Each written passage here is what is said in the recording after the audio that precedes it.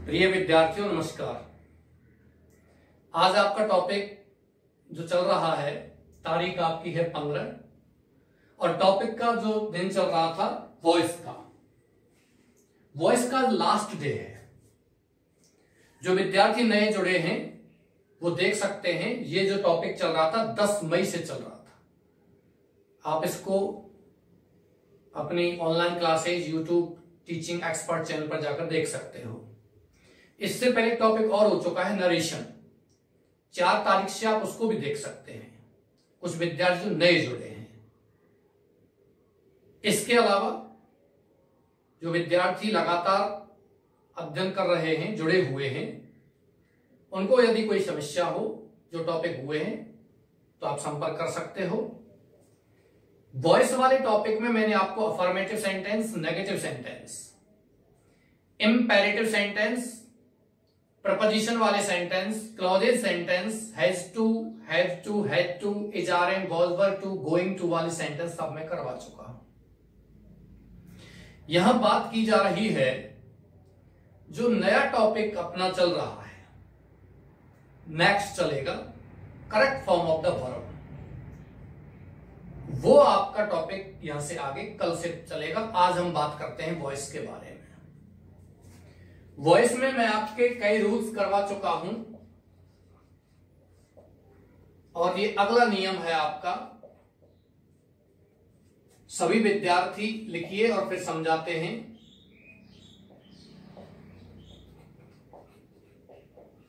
यदि active voice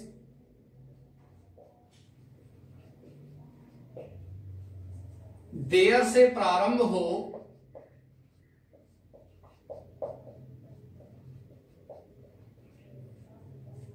और वाक्य में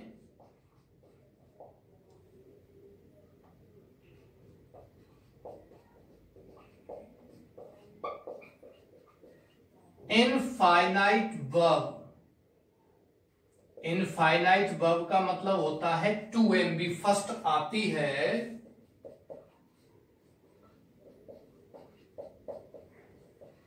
तो इसे टू बी MB थर्ड में बदल देते हैं। प्रिय विद्यार्थियों, यहां बात की जा रही है एक्टिव वॉइस सेंटेंस किससे प्रारंभ होगा? डियर से। और ये सेंटेंस जो डियर से प्रारंभ होता है इसमें आपको यहां इनफाइनाइट वर्ब कहीं भी वाक्य में हो सकती है। डियर से वाक्य प्रारंभ होगा, वाक्य के बीच में, अंत में कहीं भी इनफाइनाइट वर्ब आएगी। इनफाइनाइट वर्ब का मतलब होता है 2 + MB फर्स्ट।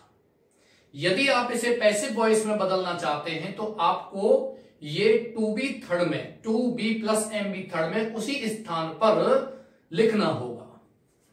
इंग्लिश मीडियम वाले विद्यार्थी लिखना चाहते हैं तो आप लिखोगे इफ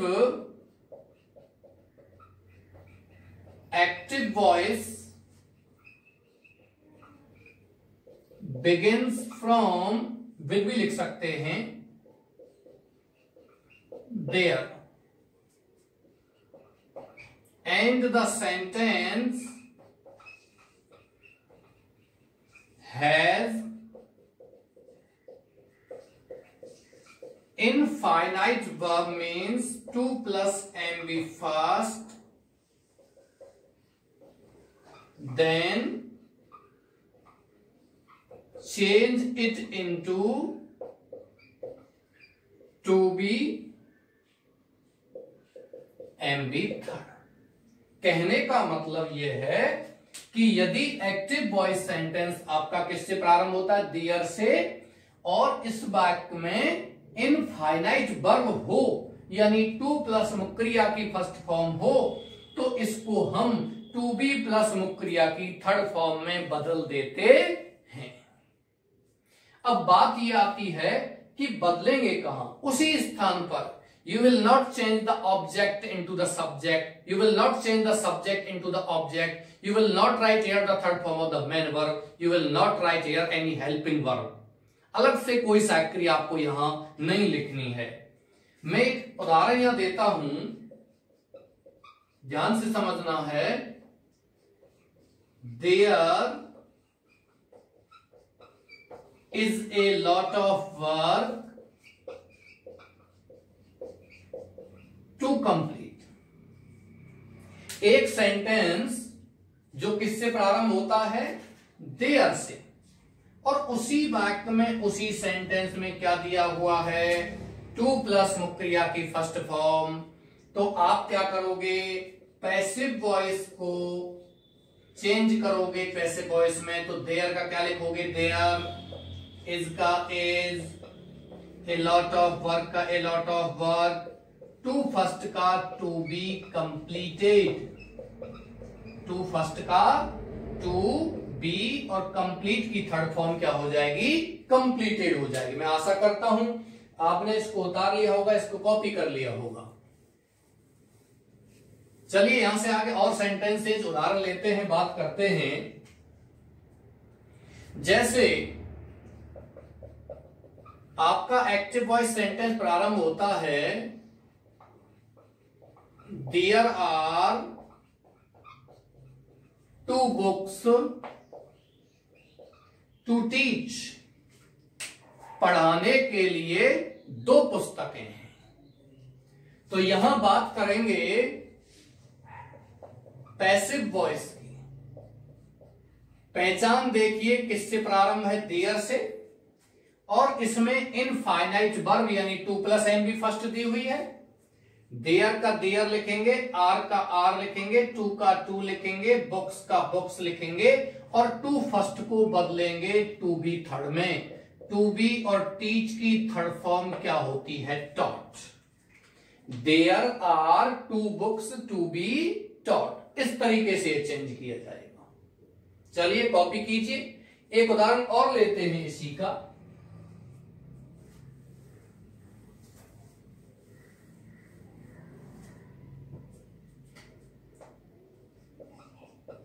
एक्टिव वॉइस में देखिए, देयर आर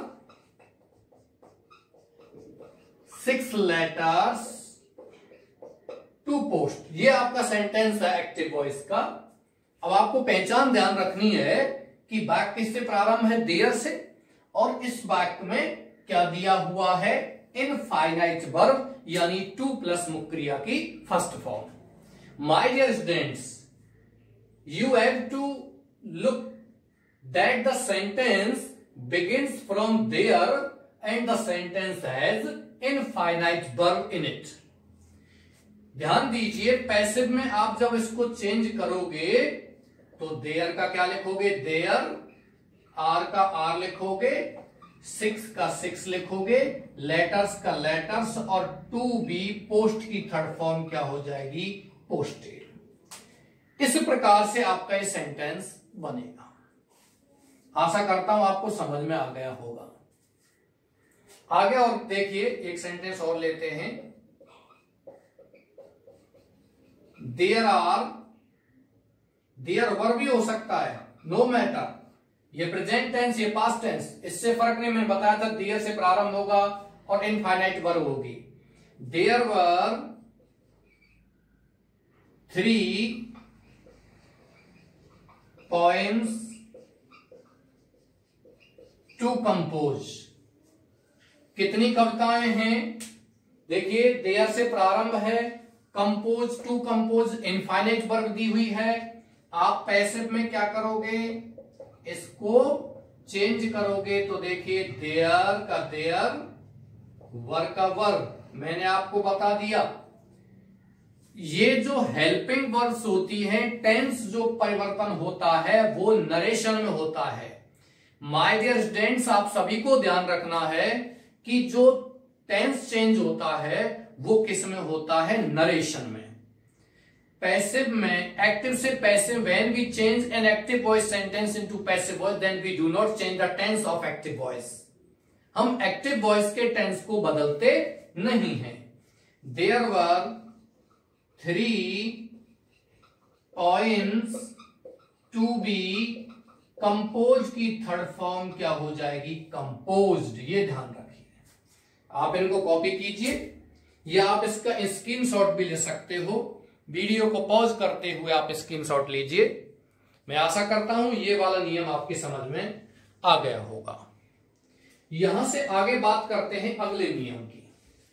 उतार लिया होगा शायद आपने, या स्क्रीनशॉट ले लिया होगा। अगले नियम के बारे में बात करते हैं। मैं यहां अगले नियम में इंग्लिश और हिंदी मीडियम सभी को यहां लिखाता हूं। रूल नंबर देखिए, अगला नियम है इंटेरोगेटिव सेंटेंस, माने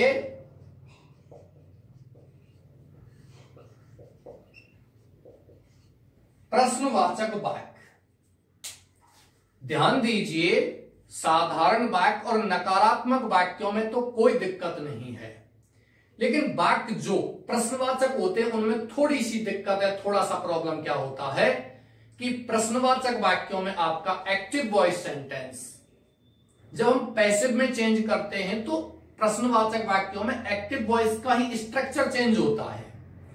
इधर ध्यान देते हैं, यहां आपको स्ट्रक्चर लिखना है।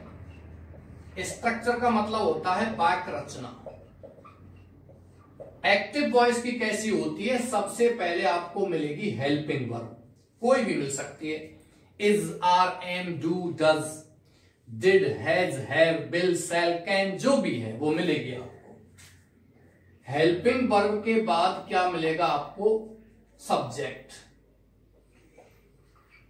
सब्जेक्ट के बाद कर्ता भी कोई हो सकता है, यहां कोई भी नाम हो सकता है, कोई प्रोनाउन हो सकता है। उसके बाद आपको मिलेगी मेन वर्ब यानी कि मुख्य क्रिया। इसके बाद आपको मिलेगा यहां ऑब्जेक्ट और फिर मिलेगा ईटीसी और क्वेश्चन मार्क, प्रश्नवाचक चिन्ह। ध्यान दीजिए, जब हम किसी नरेशन में किसी डायरेक्ट स्पीच सेंटेंस को इनडायरेक्ट में जब हम चेंज करते हैं तो यहां डायरेक्ट स्पीच में जो भी चिन्ह होते हैं, प्रश्नवाचक चिन्ह होता है, इंटरजेक्शन वगैरह होते हैं, इन्वर्टेड कॉमाज होते हैं, सिंपल कॉमाज होते हैं, उन सभी को हम क्या कर देते हैं? हटा देते हैं। लेकिन पैसिव वॉइस में आपको इस तरह का कोई भी सेंटेंस हटाना, कोई भी चिन्ह है वो हटाना नहीं है। यानी कि पैसिव वॉइस में चेंज करोगे तो कोई भी चिन्ह, चाहे वो प्रश्नवाचक हो, चाहे आपका इंटरजेक्शन हो, उसको हटाना नहीं है। जब हम पैसिव का स्ट्रक्चर करते हैं तो पैसिव के स्ट्रक्चर में भी सबसे पहले हम क्या लिखेंगे? Helping verb. मतलब पैसिव वॉइस का स्ट्रक्चर भी चेंज नहीं करेंगे। प्लस क्या लिखेंगे? सब्जेक्ट। प्लस क्या लिखेंगे? एमबी। प्लस क्या लिखेंगे? ऑब्जेक्ट, प्लस ईटीसी और क्वेश्चन मार्क। ऐसा कैसा ही लिखना, पैसिव का भी स्ट्रक्चर चेंज नहीं होता है।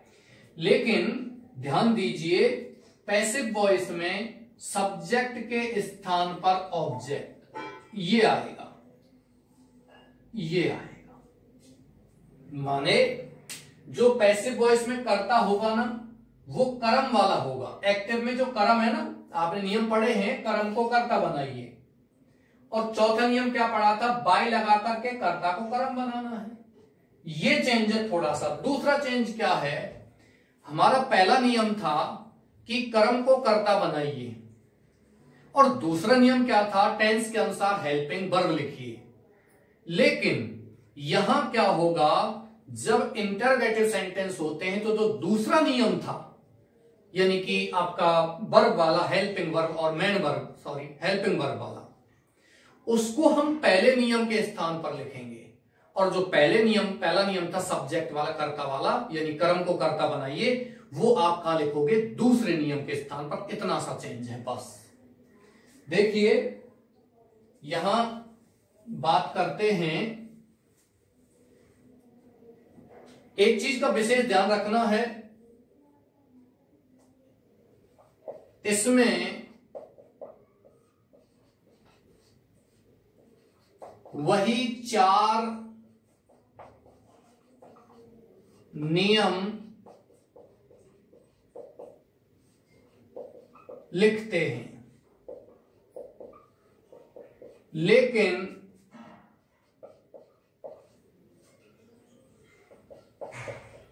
प्रथम नियम के स्थान पर दूसरा व दूसरे के स्थान पर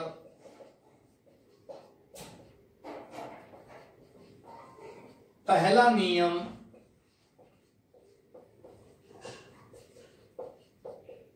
लिखते हैं।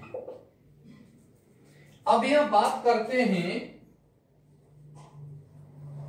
तो आपको ध्यान रखना है, जो पहला नियम था उसको हम दूसरे नंबर पे काम लेंगे और जो दूसरा नियम था उसको पहले पे काम लेंगे। लेकिन थोड़ा सा फर्क क्या है कि पैसिव वॉइस में हम क्या लिखते हैं, बी, बीइंग और बी। जब हम कोई मॉडल पाते हैं एक्टिव वॉइस में तो पैसिव में क्या लिखते हैं, बी लिखते हैं। इजारेम वॉल्वर आईएनजी पाते हैं तो बीइंग लिखते हैं पैसिव वॉइस में। और perfect tense has, have, had, will have, shall have जब हम पाते हैं तो उसमें क्या लिखते हैं, बीन लिखते हैं।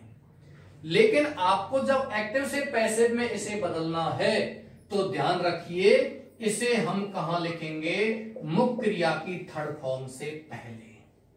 मैं एक स्ट्रक्चर यहां लिखता हूं, आप आशा करता हूं ये आपने उतार लिया होगा।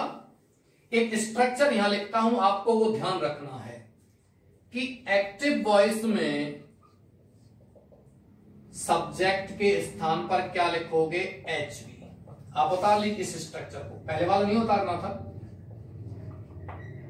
फिर दूसरा है आपका सब्जेक्ट, तीसरा है एमबी, चौथा है ऑब्जेक्ट और फिर ईटीसी। जब आप पैसिव चेंज करोगे इसका या पैसिव में से बदलोगे तो हेल्पिंग वर्ब के स्थान पर आपको हेल्पिंग वर्ब लिखनी है, प्लस सब्जेक्ट के स्थान पर ऑब्जेक्ट लिखना है। मतलब सब्जेक्ट के स्थान पर लिखना तो सब्जेक्ट ही है, लेकिन ये वाला सब्जेक्ट लिखना यानी कि ऑब्जेक्ट को आप सब्जेक्ट में बदल दोगे। प्लस आपको लिखना है एमबी थर्ड। चाहे एक्टिव में कोई भी वर्ब आती है, पैसिव में आपको क्या लिखना है, मुख्य क्रिया की थर्ड फॉर्म। और चौथा नियम है आपका बाई लगा करके क्या लिखना है, आपको ऑब्जेक्ट लिखना है, यानी कि सब्जेक्ट जो पहले आया है वो लिखना है, प्लस ईटीसी और प्रश्नवाचक चिन्ह। आपका इस प्रकार से क्या कहते हैं स्ट्रक्चर है वो यहां बनाया जाएगा। अब यहां बात करते हैं, मैं अभी थोड़ी देर पहले आपको बता रहा था कि कर्ता के बाद यहां या कह सकते हो मुख्य क्रिया की थर्ड फॉर्म से पहले बी, बीइंग और बीन को लिखते हैं। कुछ ऐसे सेंटेंस होते हैं जिनमें बी, बीइंग और बीन का प्रयोग नहीं होता है, लेकिन कुछ सेंटेंस ऐसे होते हैं जिनमें बी, बीइंग और बीन आता है। मैंने बता दिया था कोई मॉडल आएगी तो बी आएगा, इजारेम वॉजवर आएगा, आईएनजी आता है तो बीइंग लगाएंगे, और यदि आपको इसमें एमबी थर्ड आता है तो बीइंग लगाते हैं। अब यह बात की जा रही है कि आपका मान के चलिए नेगेटिव सेंटेंस यदि होता है, नकारात्मक वाक्य होता है तो हम क्या लगा देते हैं, नॉट लगा देते हैं। लेकिन ये नॉट लगाया कहां जाएगा, मुख्य क्रिया की थर्ड फॉर्म से पहले। माने हम साधारण जब वाक्य लिखते हैं तो साधारण वाक्यों में क्या होता है, हमारा जो क्या कहते हैं सहायक क्रिया है, हैज है, हैव है, हैड है, विल हैव है, शैल, उसके साथ बीन लगा देते हैं जस्ट साथ में। लेकिन आपका ये जो इंटरगेटिव सेंटेंस होते हैं इनमें सहायक क्रिया सबसे पहले आती है, और यदि बी, बीइंग, बीन लगाना है तो उसे हम कहां लगाएंगे, कर्ता के बाद। यह आपको ध्यान रखना, मैं एक उदाहरण लिख रहा हूं। जैसे इज ही प्लेइंग क्रिकेट, क्या वह क्रिकेट खेल रहा है?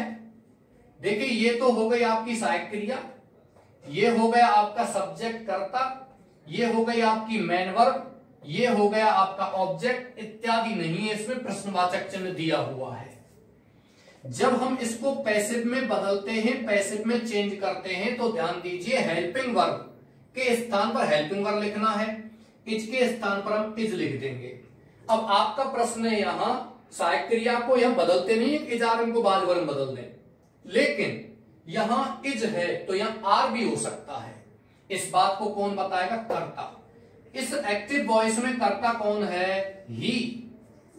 इसके साथ क्या आया हुआ है? इज। लेकिन जब पैसिव चेंज करेंगे तो पहला नियम कौन सा था? कर्म को कर्ता बनाइए, ये दूसरे नियम के स्थान पर आएगा। पहला नियम क्या था? इज। इज आर, अब क्या लिखेंगे? इज और आईएनजी, तो इज आर एम आईएनजी आता है तो इज आर एम बीइंग लगाते हैं, लेकिन मैंने अभी बताया था बीइंग कहां लगाना है? मुख्य क्रिया की थर्ड फॉर्म से पहले, कर्ता के बाद। तो पहला नियम कौन सा था? कर्म को कर्ता बनाइए, क्रिकेट को हम क्या लिखेंगे? कर्ता बना देंगे। ये दूसरे नियम के स्थान पर काम आएगा। नियम तो पहला था जो मैंने आपको लिखाया है, लेकिन काम कौन से नियम पर आएगा? दूसरे नियम पर। और दूसरा नियम था वो क्या हो गया? सहायक क्रिया के स्थान पर सहायक क्रिया लिखो, आईएनजी दिया हुआ है तो बीइंग लगाते हैं, इज क्रिकेट बीइंग। और तीसरा नियम क्या है? मुख्य क्रिया की थर्ड फॉर्म, प्ले की थर्ड फॉर्म क्या हो जाएगी? प्लेड। और चौथा नियम क्या है? बाय लगा करके ही का क्या हो जाएगा? हिम। और पीछे क्या लिख देंगे? प्रश्नवाचक चिन्ह।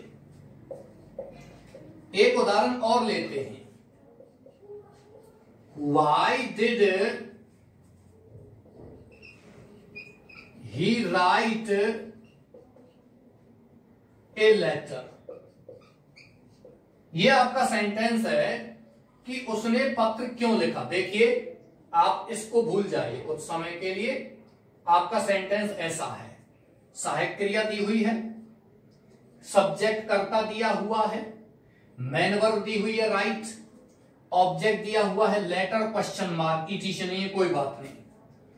आपको जब WH पहले आता है तो कुछ नहीं करना है, WH के स्थान पर WH लिख देना है, बस। इसमें कोई चेंज नहीं करोगे आप। जहां WH है वहीं WH लिख दो, और जो नियम चलते आ रहे हैं जैसे कि सहायक क्रिया के स्थान पर सहायक क्रिया लिखते हैं। डिड फर्स्ट आती है तो क्या लिखेंगे? सहायक क्रिया वॉज वर्ब, क्या लिख देंगे यहां? वॉज। कर्ता के स्थान पर कर्म को उठा के लाएंगे, क्या हो जाएगा? A letter. Why was a letter. तीसरा नियम मुख्य क्रिया की थर्ड फॉर्म, राइट की थर्ड फॉर्म क्या हो जाएगा? रिटर्न। और चौथा नियम बाय लगा करके क्या हो जाएगा? ही का कर्म हिम। और पीछे क्या लगा देंगे हम? प्रश्नवाचक चिन्ह। प्रिय विद्यार्थियों, ये आपका क्या हो गया? पैसिव वॉइस का इंटरगेटिव सेंटेंस। लेकिन इसमें थोड़ा सा फर्क है, आपको नोट लिखना है। क्या नोट लिखना है? थोड़ा ध्यान दीजिए। नोट में यदि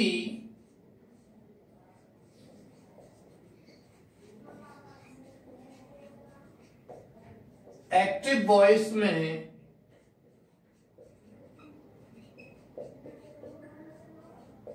हु आता है तो पैसिव वॉइस में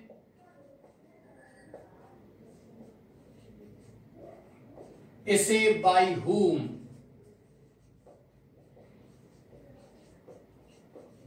में बदलते हैं, एवं हुम को हु में बदलते हैं। प्रिय विद्यार्थियों, यहां बात की जा रही थी कि आपका इंटरगेटिव सेंटेंस इस प्रकार का आएगा, प्रश्नवाचक चिन्ह, प्रश्नवाचक बाय ऐसे आप बना दोगे। प्रश्नवाचक में WH आता है, आपको कुछ नहीं करना है, जहां WH वर्ड है उसको वहीं की वहीं लिखना है, और पूरा स्ट्रक्चर वैसा ही होगा जैसा आपका इंटरगेटिव का बनता है। लेकिन यदि आपको एक्टिव वॉइस में WHO हु आता है तो हम इसे पैसिव में किस में बदलते हैं, बाय हुम में। और यदि आपको यहां मान के चलिए हुम आता है तो किस में बदलते हैं, हु में। क्यों बदलते हैं, ये थोड़ा फर्क करना है। क्यों करना है, देखिए एक्टिव वॉइस में WHO हु आता है, हुमन होता है कौन, ये किसी कर्ता को व्यक्त करता है। क्योंकि हु माने कौन कर्ता को पूछता है, कर्ता होता नहीं है वाक्य में, और कर्ता के स्थान पर कौन काम करता है, हु। चौथा नियम हमारा क्या है कि कर्ता को हम कर्म में बदल देते हैं बाई लगाकर। अब वाक्य में कर्ता दिया हुआ है नहीं, तो हम बाई लगा करके इस कर्ता हु को कर्म किस में बदल देते हैं, हुम में। क्योंकि हु जो होता है वो कर्ता होता है और हुम होता है वो क्या होता है, कर्म होता है। आपने कभी बाई आई नहीं पढ़ा है, आई को किस में बदलना पड़ता है, मी में। क्या लिखोगे, बाई मी।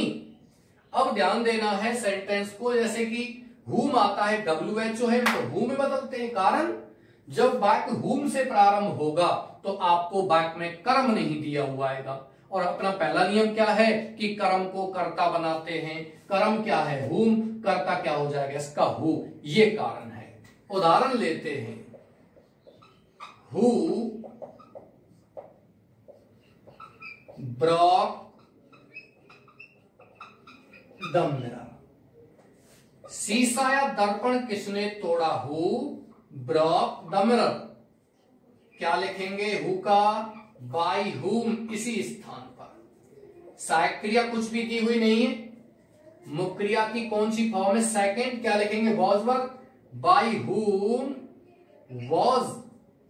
अगला नियम क्या है, कर्म को करता, by whom was the mirror. फिर तीसरा नियम क्या है, मुख्य क्रिया की थर्ड फॉर्म। और चौथा नियम, कर्ता को कर्म में बदलेंगे तो कर्ता को कर्म हमने पहले यहां बदल दिया है, बाय हुम। आपका सेंटेंस ऐसे हो जाएगा, by whom was the mirror broken. इसमें द मिरर ऑब्जेक्ट है, जबकि इसमें द मिरर क्या है, सब्जेक्ट है। ऑब्जेक्ट तो हुम आ गया, इसमें कर्ता नहीं है, हु दिया हुआ है। इसमें कर्म नहीं है, हुम दिया हुआ है। आप इस सेंटेंस को चाहते हो कि सर हम ऐसे नहीं बनाना चाहते, तो ऐसे भी बना सकते हैं पैसिव वॉइस में। आप हु को बाय हुम में चेंज मत करो, हु का हु ही रहने दो। सहायक क्रिया कौन सी आ जाएगी, वॉज। क्या लिखेंगे, द मिरर। और फिर क्या लिखोगे, ब्रोकन। लेकिन पीछे क्या लगा दोगे, बाय और क्वेश्चन मार्क। कारण क्या होता है, पीछे बाय इसलिए लगाते हैं क्योंकि कर्ता से पहले कभी भी बाय का प्रयोग नहीं होता है। एक उदाहरण और लेते हैं इसी का, जैसे who has stolen my book, ये दिया हुआ है एक्टिव वॉइस में। तो आप पैसिव में कैसे बदलोगे, हु का आप लिखोगे बाय हुम। सहायक क्रिया कौन सी है, हैज हैव थर्ड फॉर्म आती है, तो हैज हैव के साथ क्या लगाते हैं, बीन। पर मैंने बताया था बीन को कहां लिखना है, कर्ता के बाद। कर्ता इसमें दिया हुआ नहीं है, कोई बात नहीं, कर्म को कर्ता बनाएंगे। By whom has my book, फिर क्या लगाएंगे, बीन और स्टोलन। चौथा नियम है बाई कर्ता को कर्म में, वो इसमें दिया हुआ नहीं है। अब बात आती है दूसरी तरह का पैसिव कैसे बनेगा। हु का क्या लिखेंगे, हु, फिर क्या लिखेंगे, हैज, फिर क्या लिखेंगे, माई बुक, फिर क्या लिखेंगे, बीन, फिर क्या लिखेंगे, स्टोलन, और पीछे क्या लगा देंगे, बाई। यानी कि सेम की सेम आ जाएगा, लेकिन हु का हु लिखेंगे, बाकी सेम की सेम है, और पीछे क्या लगा देंगे, बाई। एक सेंटेंस और लिखते हैं इसी प्रकार का, फिर अगला बात करते हैं। एक सेंटेंस की बात करते हैं तो whom का लेते हैं एक उदाहरण। Whom did you punish yesterday? तुमने कल किसको पीटा। ये तो हो गया आपका एक्टिव वॉइस का कर्म।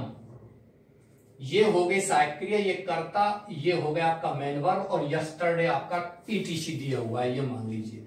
एडवर्ब ऑफ टाइम दिया हुआ है। यहां जब हम बात करेंगे तो इसको हम हुम को किस में बदल देंगे, हु में। सहायक क्रिया डिड फर्स्ट आती है या सेकंड फॉर्म आती है, मैंने आपको बता दिया। एक्टिव वॉइस में सहायक क्रिया आपको नहीं आती है, मुख्य क्रिया की फर्स्ट फॉर्म ऐसे ईएस आता है तो इजारम लिखते हैं, सेकंड फॉर्म आता है तो वॉज वर लिखते हैं, डूडल फर्स्ट आता है तो इजारम लिखते हैं, और डिड फर्स्ट आता है तो बाज वर लिखते हैं, क्योंकि पास्ट इंडेफिनिट टेंस हो गया हुई। इजारम आईएनजी आता है तो बीइंग लगाते हैं, वॉज वर आईएनजी आता है तो बीइंग लगाते हैं, हैज हैव थर्ड या हैड थर्ड आता है तो बीइंग लगाते हैं, मॉडल आता है तो बी लगाते हैं। अब यह बात करते हैं हुम को किसे बदलेंगे, हु में। सहायक क्रिया डिड दी हुई है, क्या लिखेंगे, वाज, हु वाज। अब यहां ये क्या हो गया, कर्ता, कर्म को कर्ता बनाएंगे, कर्म इसमें दिया हुआ है नहीं, इसलिए हम पहले ही कर्म को कर्ता बना चुके हैं, हु वाज। तो ये नियम खत्म हो गए। तीसरा नियम मुख्य क्रिया की थर्ड फॉर्म, पनिश की थर्ड फॉर्म क्या हो जाएगी, punished. Who was punished, by लगा करके यू का क्या लिख देंगे, यू, और यस्टरडे YESTERDAY।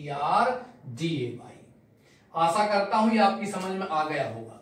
फिर भी किसी बच्चे को इसमें समस्या हो तो फिर इसको फिर से मैं समझा दूंगा, आप कमेंट बॉक्स में इसको लिख सकते हैं, मैं साइड में हटता हूं, आप इसको कॉपी कर सकते हैं। वीडियो को पॉज कीजिए या वीडियो का स्क्रीनशॉट लेकर के इसका आप इसको बाद में भी उतार सकते हैं।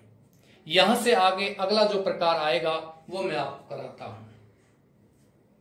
आशा करता हूं आपने उतार लिया होगा या स्क्रीनशॉट ले लिया होगा। आगे चलते हैं, नहीं लिया है तो ले लीजिए स्क्रीनशॉट।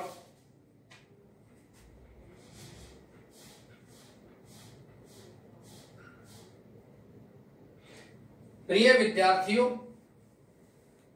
यहां बात की जा रही है वॉइस की, और आपके वॉइस का आज ये अंतिम रूल है। बहुत ही शानदार आपका ये नियम है। इंग्लिश और हिंदी दोनों ही मीडियम के विद्यार्थियों को ये यहां लिखना है। किसी भी विद्यार्थी को GIS गैलेक्सी एकेडमी और कोई विद्यार्थी देख रहा है इन वीडियोज को, तो वो अपने कमेंट में लिख सकता है। ये नहीं सोचना है कि आपको, जैसे आप अन्य किसी विद्यालय से हो और आप इसमें कमेंट नहीं डाल सकते, बिल्कुल लिख सकते हो। कोई आपकी समस्या हो कि सर मुझे पैसिव वॉइस में ये बनाना है, इसको बताइए, इस नियम को आप समझाइए, कमेंट में समझा दूंगा, बोर्ड पे भी समझा दूंगा आपको, आप आराम से उसमें लिखिए। किसी विद्यालय के विद्यार्थी भी यदि आप हैं तो आप अपना नाम, आप अपना जो है गांव का नाम, अपने फादर्स नाम और अपना क्या कहते हैं स्कूल जिसमें आप पढ़ते हैं वो आप कमेंट बॉक्स में डाल दीजिए। बिल्कुल आपको पूरा समझाया जाएगा, नाम लेते हुए समझा जाएगा, इस विद्यार्थी को हम ये समझाते हैं। डोंट वरी, आप ये मत सोचना, आप जहां पढ़ते हो वहां पढ़िए, कोई दिक्कत नहीं है। हम आपके लिए यहाँ क्या कहते हैं ये सुविधा उपलब्ध करा रहे हैं सभी को, विशेषकर हमारे विद्यालय बच्चों के लिए है ही, लेकिन अन्य विद्यालय बच्चे भी इसका लाभ उठाना चाहते हैं, बिल्कुल उठा सकते हैं, कोई दिक्कत नहीं। ये हमारे सर का इनोवेटिव कार्य है और उस कार्य का आप बिल्कुल लाभ उठा सकते हैं। यहां बात की जा रही है, मैं आपको एक स्ट्रक्चर यहां लिखूंगा, पूरी डेफिनेशन नहीं लिखते हुए एक स्ट्रक्चर लिखूंगा। सभी विद्यार्थी, वो चाहे आप इंग्लिश मीडियम के हो चाहे हिंदी मीडियम के, वो सभी को लिखना है स्ट्रक्चर एक साथ। देखिए, सबसे पहले आपको एक्टिव वॉइस के स्ट्रक्चर में इट इज टाइम ये दिया हुआ आएगा। इट इज टाइम के बाद आपको आएगी इनफाइनाइट वर्ब। इनफाइनाइट वर्ब को हम कहते हैं to MB first. Infinite verb को हम क्या कहते हैं, टू MB फर्स्ट कहते हैं। और 2MB फर्स्ट के बाद फिर आपको आएगा ऑब्जेक्ट, ऑब्जेक्ट के बाद फिर आएगा ETC। इस तरीके का आपका सेंटेंस होगा एक्टिव वॉइस का। आप इसको पैसिव वॉइस में चेंज करना चाहते हैं, if you want to change और transform the sentence into passive voice, You have to mind it, my dear students. If the sentence begins from it is time an infinite verb and after infinite verb you will find their object and then etc. Mind it, my dear students. In passive voice you will write it is time in place of it is time. It is time के स्थान पर आपको क्या लिखना है? It is time लिखना है और इसके बाद में आप लिखोगे for. ध्यान रखना, इनफाइनाइट वर्ब नहीं लिखोगे. क्या लिखोगे? for के बाद फिर लिखोगे आप ऑब्जेक्ट. ऑब्जेक्ट आपको ध्यान रखना है, ये जैसा है वैसा ही लिखना है. आपको ये ऑब्जेक्ट है वो सब्जेक्ट में नहीं बदलना है. You will not change this object into the subject. You will write object in place of an object. कर्म के स्थान पर आप यहां कर्म ही लिखोगे, इसे आप कर्ता में नहीं बदलोगे. It is time plus four plus object plus to be M B third plus ETC. इस प्रकार से आपका ये स्ट्रक्चर बनेगा एक्टिव से पैसिव में बदलने का. यानी it is time for object to be plus M B third. देखते हैं किस प्रकार का आपका सेंटेंस हो. एक्टिव वॉइस में सेंटेंस देखते हैं. It is time to play chess. देखिए इट इज टाइम दिया हुआ है, फिर इनफाइनाइट वर्ब दी हुई है. इनफाइनाइट वर्ब का मतलब to plus M B first. फिर आपका क्या दिया हुआ है? चेस. ईटीसी इसमें नहीं है, कोई बात नहीं. आप इसका जब पैसिव तैयार करोगे, पैसिव वॉइस बनाओगे, तो इट इज टाइम का क्या लिखोगे? It is time. और इसके बाद आप लिखोगे फोर प्रीपोजिशन. फोर प्रीपोजिशन के बाद आप लिखोगे object. What is the object in active voice? Active voice में कर्म कौन सा है? चेस. तो आप यहां क्या लिखोगे? For chess. फिर दिया गया है टू प्ले. टू प्ले को किस में बदलोगे? टू बी, और प्ले की थर्ड फॉर्म क्या होगी? Played. It is time for chess to be played. इस प्रकार से होगा. अब आपका एक्टिव वॉइस सेंटेंस जो है, दूसरा उदाहरण लेते हैं. It is time to compose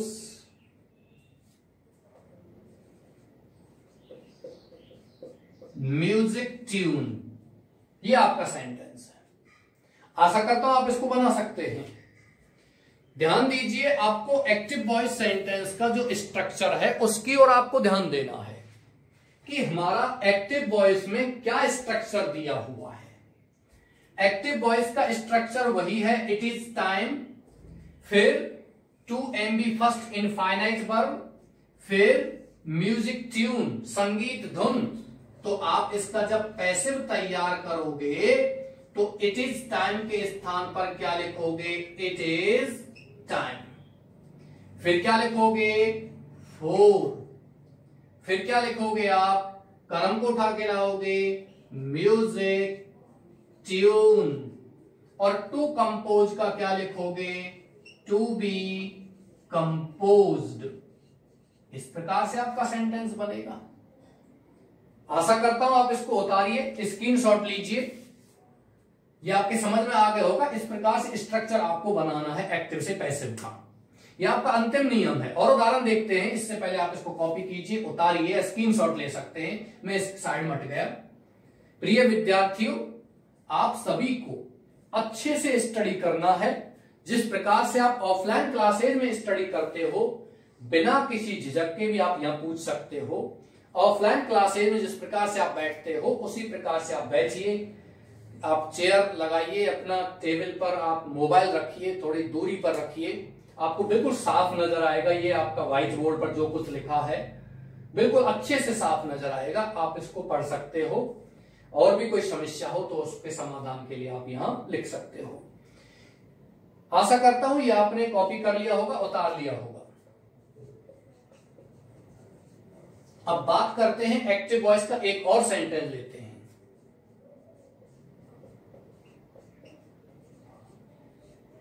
it is time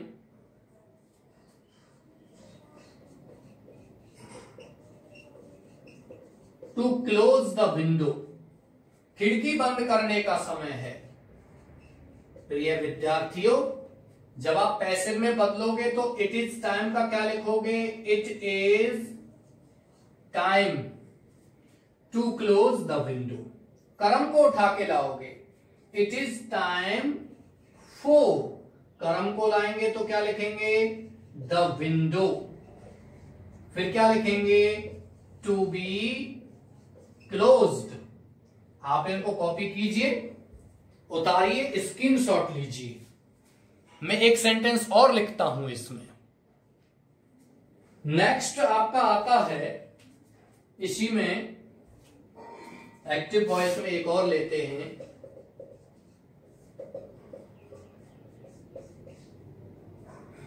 it is time to leave the class.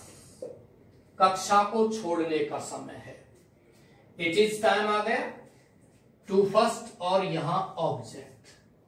आप इसमें बात करते हैं पैसिव की, तो पैसिव वॉइस में इट इज का क्या लिखोगे? It is. टाइम का टाइम, फोर का फोर, द क्लास का क्या लिखोगे? The class. अब टू लीव दिया गया है तो इसको क्या लिखोगे? To be left. इस प्रकार से आपका ये एक्टिव से पैसिव में बदलने का आपका जो टॉपिक है वो कंप्लीट हो चुका है। आशा करता हूं आप इसको कॉपी कर लिया होगा। स्क्रीनशॉट लीजिए, वीडियो को पॉज करके स्क्रीनशॉट ले सकते हैं या वीडियो को पॉज करके भी आप इसको उतार सकते हैं। मैं साइड में हूं। अब बात करते हैं प्रिय विद्यार्थियों आपके अगले टॉपिक की। अगला टॉपिक आता है आपको correct form of the verb. तीसरा टॉपिक क्लास 10th के लिए। चौथा टॉपिक आता है आपका क्लॉज और पांचवा टॉपिक आता है आपका मॉडल्स। ये आपके 5 टॉपिक है, जिसमें से तीसरा टॉपिक हम कल शुरू करेंगे। आपके इन 5 टॉपिक के बाद नेक्स्ट जो आपका टॉपिक होगा लेटर राइटिंग और पैराग्राफ राइटिंग। इस महीने के अंत तक आपको ये ग्रामर के जो आपके टॉपिक है, शॉर्ट ग्रामर और आपके कंपोजिशन ग्रामर, ये कंप्लीट हो चुके होंगे। रोड सेफ्टी के बारे में भी बात करेंगे।